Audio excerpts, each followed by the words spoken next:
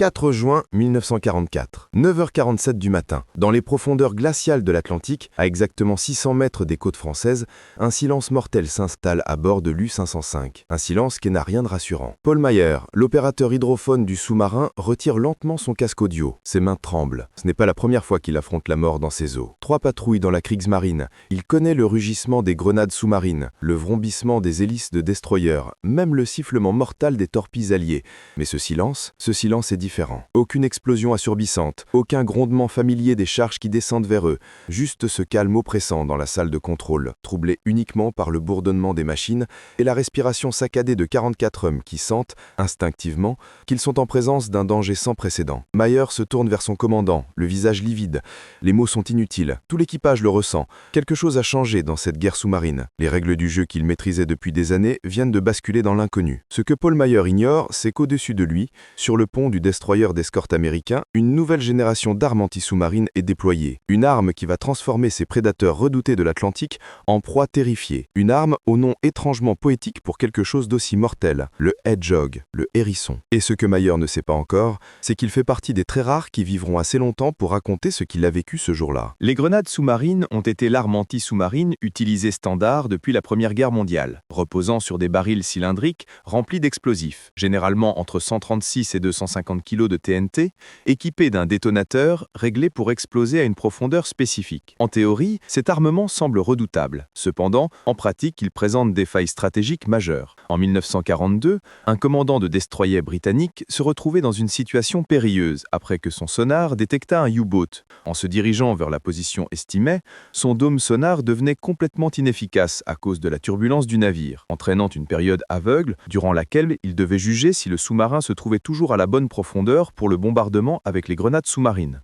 Cette période critique obligeait la commandant à mener un tir risqué, ne sachant pas où se trouvait exactement le sous-marin. Les commandants de U-boat, conscients de la manœuvre imminente, utilisaient des techniques sophistiquées pour changer de cap et de profondeur, rendant souvent les grenades explosives inefficaces. Comme l'a observé Werner Hartenstein, commandant de l'U-156, il était possible de faire exploser les grenades à des distances significatives de leur position réelle. Les statistiques de début 1943 démontraient la gravité de la situation, avec un taux de succès alarmant pour les attaques à la grenade. Seulement 1 sur 80 menait à la destruction d'un U-boat, soit un taux de réussite d'à peine 1,25%. Les résultats suscitaient de vives inquiétudes parmi les amiraux britanniques et américains, réalisant qu'un maintien de cette tendance entraînait un risque significatif de défaite dans la bataille de l'Atlantique. La domination de l'Atlantique était cruciale pour l'issue de la guerre, car sans les convois d'approvisionnement d'Amérique du Nord, la Grande-Bretagne serait menacée de famine et incapable de soutenir un effort de guerre prolongé. Cela compliquerait également les plans d'invasion de l'Europe. Face à cette impasse,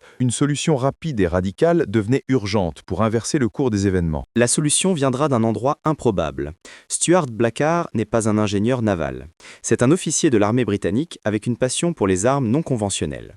Avant la guerre, il avait créé le fusil anti-char Blacker Bombard, un mortier de tranchée utilisant un principe de propulsion révolutionnaire.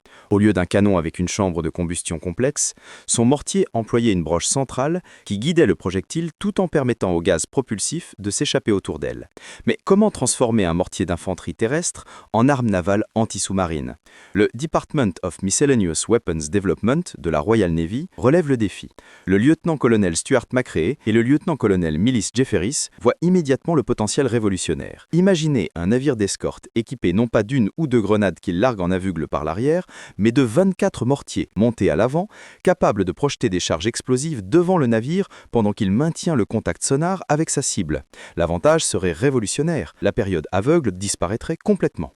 Mais transformer cette idée brillante en réalité opérationnelle prendra des mois de calculs mathématiques complexes et d'essais souvent décourageants. En 1941, le HMS Westcott est utilisé comme navire de test pour de nouveaux essais militaires, devenant le laboratoire flottant d'une arme révolutionnaire pour la bataille de l'Atlantique. Ce vieux destroyer de la Première Guerre mondiale fait face à plusieurs défis majeurs. Le premier est le recul massif résultant du tir simultané de 24 projectiles de 15 kg. Les premières tentatives échouent, les structures de soutien se déforment sous la pression, des boulons se cassent et un projectile manque de peu le pont du navire. L'équipe d'ingénieurs se voit dans l'obligation de repenser intégralement le système de montage, d'ajouter de robustes renforts et de tester plusieurs types d'acier, ce qui implique de nouvelles séries d'essais en mer dans des conditions variées. Le deuxième défi concerne la balistique sous-marine. Les ingénieurs doivent s'assurer que les projectiles tirés simultanément s'éparpillent selon un motif circulaire autour de la la position estimée d'un sous-marin. Ceci nécessite d'intenses calculs trigonométriques, prenant en compte divers facteurs tels que la vitesse du navire, l'angle de tir, ainsi que la résistance de l'eau et de l'air après immersion. Ils mettent en point un tir en salve ondulante, où les mortiers tirent en séquence rapide, permettant de couvrir une zone d'impact d'environ 40 mètres de diamètre. Enfin, le troisième défi, sans doute le plus essentiel, concerne le détonateur qui doit être fiable et précis pour garantir l'efficacité de cette nouvelle arme. Cet extrait met en lumière l'innovation stratégique du système de lancement de grenades sous-marines Hedgehog, qui a transformé la lutte contre les U-boats durant la Seconde Guerre mondiale. Contrairement aux grenades traditionnelles, qui explosent à une profondeur prédéterminée, le Hedgehog utilise des projectiles qui n'explosent qu'au contact direct d'une surface solide. Cette méthode permet de maintenir des conditions sonores claires, permettant aux opérateurs sonars de suivre les mouvements des sous-marins ennemis sans interruption. En effet, si les projectiles tombent en l'eau sans toucher leur cible, il n'y a aucune explosion et donc aucune perturbation du sonar, permettant des tirs successifs et coordonnés. Lorsqu'un projectile touche la coque d'un U-boat, les résultats sont catastrophiques. Chaque projectile, mesurant 18 cm de diamètre et 1,18 m de long, contient 16 kg de torpex, un explosif particulièrement puissant qui, en explosant, crée une rupture dévastatrice dans la coque du sous-marin. L'eau de mer pénètre alors à une vitesse inouïe, causant immédiatement la mort d'équipiers dans le compartiment affecté, soit par l'explosion, soit par noyade rapide dans l'obscurité totale. Les membres d'équipage restants peuvent avoir quelques secondes pour réagir, mais leurs efforts pour contrôler les fuites et remonter à la surface sont souvent vains, car les systèmes nécessaires ont été endommagés par l'explosion. Plus le sous-marin descend en profondeur, plus la pression devient écrasante, entraînant une implosion cataclysmique, entendue de loin par les hydrophones des navires d'escorte. Ce passage se termine sur une note tragique. 44 hommes perdus en quelques minutes, en raison de cette nouvelle tactique de guerre sous-marine. La production du système anti-sous-marin Hedgehog débute à la fin de 1942, suscitant un grand enthousiasme au sein de l'amirauté britannique et chez les ingénieurs impliqués, qui estiment que cette arme peut révolutionner la guerre contre les sous-marins. Cependant, cette perspective optimiste est rapidement assombrie par des résultats opérationnels décevants au début de 1943, où plus de 100 navires d'escorte équipés du Hedgehog se voient confrontés à un taux de réussite d'environ 5%. Ce faible rendement entraîne des doutes chez plusieurs commandants, qui remettent en question l'utilité de cet appareil encombrant pouvant remplacer des équipements plus éprouvés. Les rapports envoyés à l'amirauté sont décourageants, avec des capitaines évoquant l'abandon de l'utilisation du Hedgehog suite à des tentatives infructueuses et un nombre de pannes techniques fréquentes. Les conditions maritimes, notamment l'humidité saline, corrodent les circuits électriques de mise à feu et lors de mer agitée, le tangage et le roulis rendent son utilisation presque inefficace. Cependant, un problème plus fondamental émerge, qui n'est pas technique, mais humain. Les équipages, composés de marins aguerris ayant survécu à des années de conflits dans l'Atlantique, ont développé leurs propres tactiques et sont familiers avec l'utilisation des grenades sous-marines.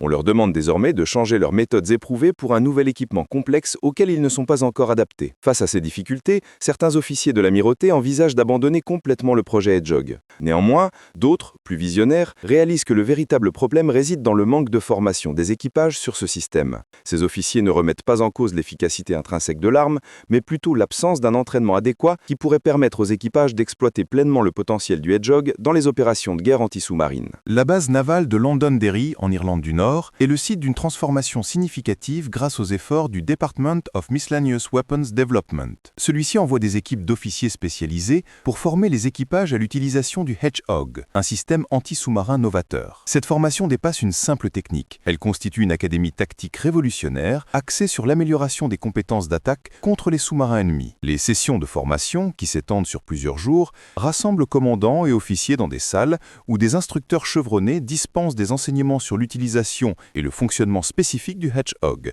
mettant en lumière ses avantages par rapport aux grenades sous-marines classiques. À travers des études de cas, comme l'exemple du HMS Bainton, qui a coulé le U-186 en février 1943, les instructeurs démontrent l'importance d'une approche méthodique pendant les engagements sous-marins. Les principes mathématiques qui sous-tendent le système sont également enseignés, notamment le calcul de la vitesse optimale d'approche, fixée à 15 nœuds. Cette vitesse est jugée idéale pour maintenir le contact sonar sans donner le temps au U-boat de manœuvrer. Les instructeurs insistent également sur la compréhension de la psychologie ennemie, expliquant que les tactiques d'évasion développées pour contrer les grenades sous-marines deviennent inapplicables face au Hedgehog qui ne possède pas de période aveugle. Un aspect fondamental du programme de formation est la notion de patience. Les instructeurs expliquent qu'un échec apparent, comme le ratage des 24 projectiles, doit être perçu comme une opportunité de maintenir le contact sonar pour repositionner et tirer à nouveau jusqu'à atteindre une cible. Les résultats de ce programme se révèlent spectaculaires, avec une amélioration significative des statistiques de destruction. À la mi-1943, le taux de destruction avec le Hedgehog s'élève à une destruction confirmée pour 5 attaques, contrastant avec un ratio de 1 pour 60 avec les grenades sous-marines traditionnelles. L'efficacité du système Hedgehog est donc augmentée de 12 fois, et au cours de la guerre, la Royal Navy enregistrera officiellement 47 destructions de U-boats sur 268 attaques, donnant un taux de réussite supérieur à 17%. Les événements du mois de mai 1943, désignés par les sous-mariniers allemands comme Der Schwarze Mai ou le Mai Noir, marquent un tournant décisif dans la bataille de l'Atlantique, avec la perte de 43 U-boats, un chiffre sans précédent, dépassant les pertes de toutes les années précédentes. Ce désastre n'est pas le fruit du hasard, mais le résultat d'une série d'innovations technologiques alliées arrivées à leur plein potentiel opérationnel simultanément. Parmi ces innovations, on trouve les radars centimétriques capables de détecter des périscopes à plusieurs kilomètres, l'introduction de porte-avions d'escorte offrant une protection aérienne constante au convoi et le décryptage des communications allemandes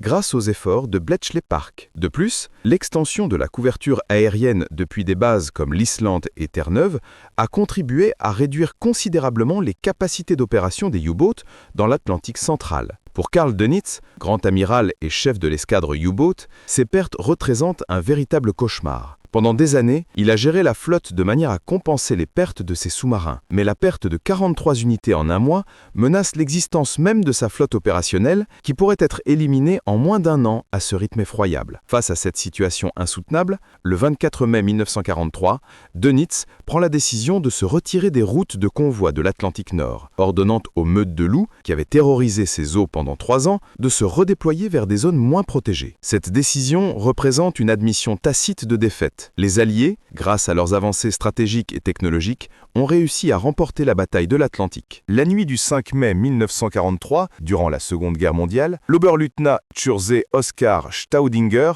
commande le U-638 lors de sa deuxième patrouille de guerre dans l'Atlantique Nord, participant à une attaque contre le convoi ONS-5. Après un premier succès, Staudinger est confiant et exécute la tactique standard consistant à approcher en surface avant de plonger pour attaquer. Cependant, il est détecté par le HMS Sunflower, une corvette britannique équipée de radars centimétriques et du système Hedgehog, dirigé par le lieutenant-commandeur James Plummer. Malgré les efforts de Staudinger pour se plonger en urgence à 90 mètres, les projectiles du Hedgehog tombent autour de l'U-638. 3 d'entre eux passent à proximité, mais l'un d'eux explose au contact de la coque, provoquant une ouverture massive et une inondation rapide du compartiment des torpilles, tuant instantanément les 6 hommes présents. La situation se détériore rapidement lorsque d'autres projectiles frappent le sous-marin, détruisant les systèmes de contrôle et plongeant l'équipage dans le chaos. Le U-638 commence à s'enfoncer à un angle dangereux, atteignant des profondeurs critiques. Staudinger, réalisant la gravité de la situation, ordonne l'abandon du navire, mais sa voix est étouffée par le tumulte de l'eau envahissante. Alors que la profondeur atteint un maximum de 190 mètres, la coque subit une implosion catastrophique, tuant instantanément les 44 membres d'équipage en quelques minutes. À la surface, Plummer entend les explosions, et bien qu'il ait accompli sa mission, il ressent un profond chagrin pour les vies perdues, réfléchissant aux familles de ces hommes. La bataille sous-marine illustre les horreurs de la guerre et la brutalité des combats maritimes durant cette période. Le Hedgehog, un système d'armement anticlérical utilisé pendant la Seconde Guerre mondiale, représentait une menace redoutable pour les sous-mariniers allemands, non seulement en raison de son efficacité létale, mais aussi de l'absence totale d'avertissement qu'il offrait. Contrairement aux grenades sous-marines traditionnelles que les sous-mariniers entendaient généralement tomber et armés grâce au cliquetis des mécanismes, le Hedgehog attaquait sans bruit, rendant toute réaction impossible. Cette soudaineté créait une tension psychologique énorme, car les équipages de U-boats ne savaient jamais s'ils faisaient face à une menace prévisible ou à une explosion soudaine venant du Hedgehog. Les journaux de bord récupérés des U-boats capturés montrent une évolution dramatique de cette mentalité. Au début de 1943, les rapports étaient remplis de confiance et de succès face aux destroyers, mais à partir de mai 1943, le ton changeait considérablement. Les entrées faisaient mention d'attaques par des armes inconnues et des pertes humaines, témoignant d'un moral très affecté, avec l'équipage ne pouvant plus dormir en raison de la peur persistante. Helmut Koppen, mécanicien en chef sur le U-337, a survécu à 4 patrouilles avant que son sous-marin ne soit coulé. Il a narré, lors de son interrogatoire après la guerre, le changement psychologique au sein de son équipage.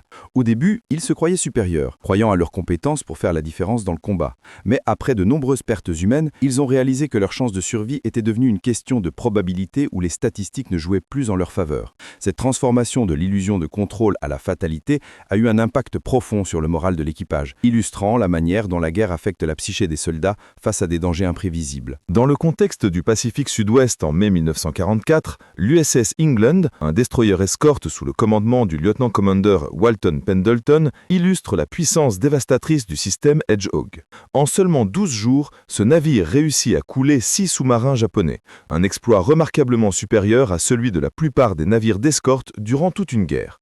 Les attaques ont été menées avec méthode et précision, chaque sous-marin coulé témoignant d'une stratégie rigoureuse. Le premier incident a eu lieu le 19 mai, avec la destruction de I-16, suivi de plusieurs autres sous-marins au cours de la période allant du 22 au 30 mai. L'amiral Ernest King a même reconnu l'accomplissement de l'England par un message soulignant le manque de reconnaissance pour un acte aussi glorieux. Pendleton a fortement insisté sur la nécessité d'adopter une approche méthodologique lors de l'utilisation du Hedgehog, un outil qui, selon lui, exigeait patience et discipline.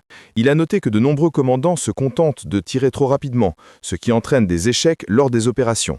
Un plan précis impliquait de maintenir une vitesse constante, de faire des ajustements de cap subtils et de rester en communication constante avec l'équipe sonar afin de tirer au moment optimal.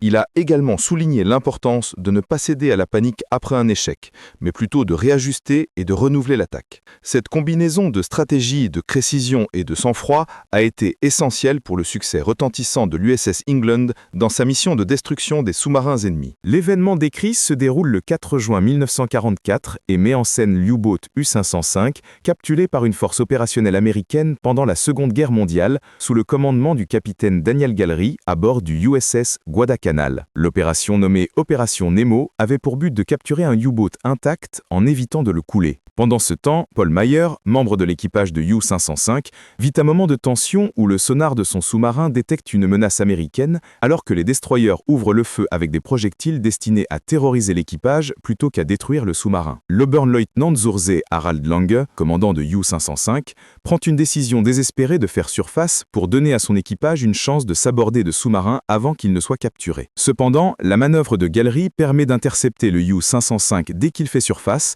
encerclant le sous-marin avec les destroyers qui tirent des salves. Un groupe d'abordage américain, mené par le lieutenant Albert David, exécute une opération audacieuse pour s'introduire sur le submersible en mouvement, ignorant si des membres de l'équipage allemand les attendent armés. À l'intérieur, ils découvrent que l'équipage allemand a évacué le navire, mais Lange n'a pas réussi à ouvrir complètement les vannes de sabordage.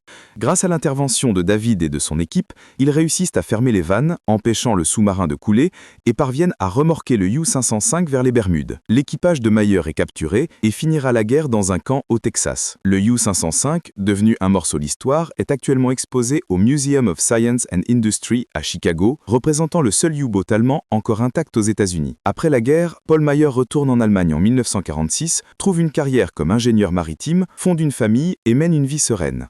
Malgré l'impact de ses expériences, il évoque rarement son temps dans la guerre, abordant ses souvenirs avec humilité, disant simplement « Nous avons fait notre devoir. Beaucoup sont morts, j'ai eu de la chance, c'est tout ». Les statistiques finales concernant les U-boots allemands durant la Seconde Guerre mondiale révèlent une situation tragique.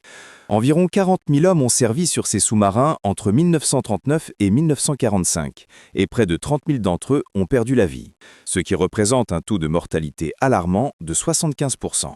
Ce chiffre est sans égal dans l'histoire militaire, chaque autre branche ayant subi des pertes bien inférieures, telles que les pilotes de bombardiers de la RAF, avec près de 50%, et les troupes d'infanterie, avec environ 30%. La question se pose alors, pourquoi ces hommes continuaient-ils à naviguer malgré des chances de survie aussi faibles ? Les réponses à cette interrogation sont complexes. Pour bon nombre de ces marins, le sens du devoir et l'idéologie jouaient un rôle crucial. D'autres estimaient que les conséquences du refus de service pouvaient être encore plus désastreuses, incluant la cour martiale ou des affectations à des fronts de combat jugés périlleux, comme celui de l'Est contre l'armée rouge.